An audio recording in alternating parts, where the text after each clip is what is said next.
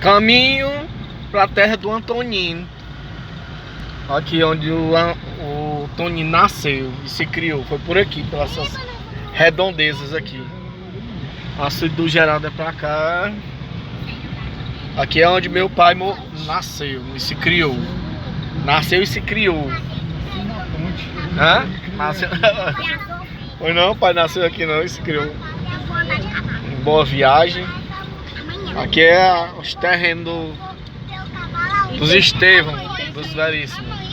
Deixa eu abrir. O Tonino tem que voltar. Oi, aí tá o caminho errado, O ó. Tonino tem que voltar pra cá pra terminar a vida aqui.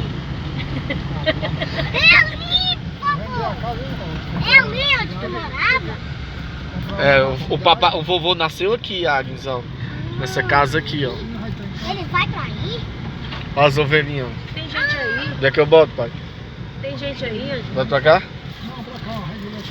Olha o tanto de galinha.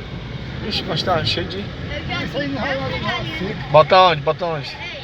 Não tá em casa não, tá fechado. Tem ninguém aí não, tá tudo fechado. Vamos esperar ele aqui. Hã? Eu vou ver a cura.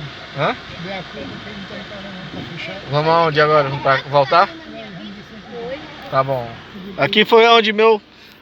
Olha aí, gente, ó. O pé de laranjazinho do tio, ó. Carregado. Não é laranja, é? É, É limão, né não? laranja. Que é onde foi o meu pai nasceu, gente. Boa viagem. Boa viagem. Terra do Toninho, do Antonino. Eu posso descer pra ver a ovelha? Pode já.